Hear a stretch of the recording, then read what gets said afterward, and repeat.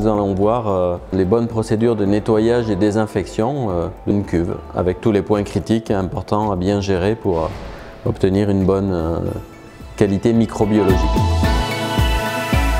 Il y a différents points importants. Le premier concerne les portes et notamment les joints de porte.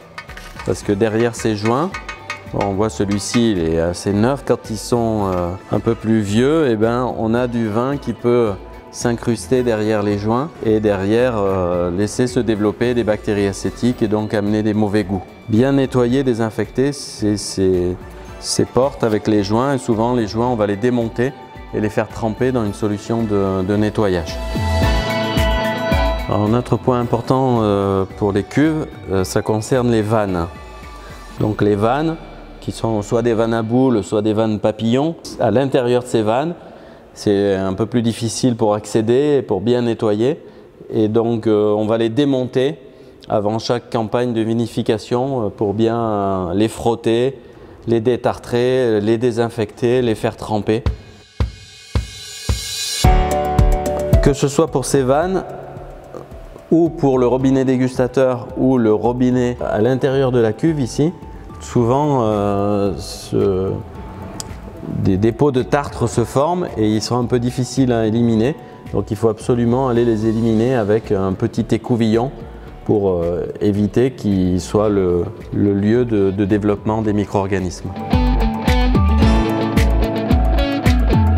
Le robinet dégustateur, pareil comme le robinet de niveau, il est important avant la vinification de le démonter pour le nettoyer, le désinfecter à part et le faire tremper. Quand la cuve sera vide, il ne faudra pas hésiter à aller avec un écouvillon bien nettoyer, désinfecter, éliminer le tartre qui va s'incruster à l'intérieur du robinet dégustateur sur la partie arrière qui est dans la cuve notamment.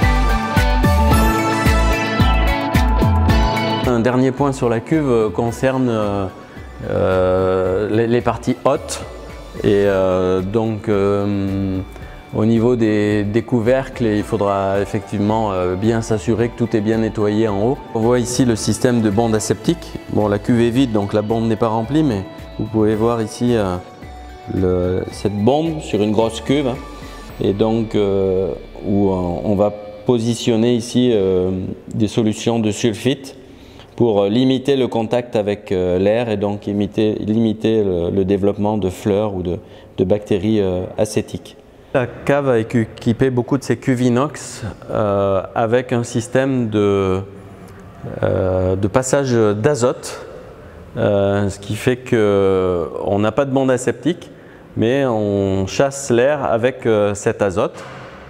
Donc, la cave a installé des vannes ici qui permettent d'envoyer de l'eau ou des produits de nettoyage pour bien rincer, nettoyer d'abord et rincer ces canalisations. Donc souvent pendant l'année, les cuves, une fois qu'elles sont vidées, elles sont juste rincées par manque de temps et aussi par souci d'économie d'eau.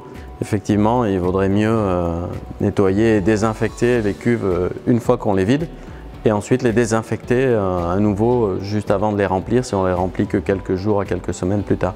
Mais tout ceci prend du temps et également nécessite d'utiliser beaucoup d'eau, donc on essaye de faire des compromis.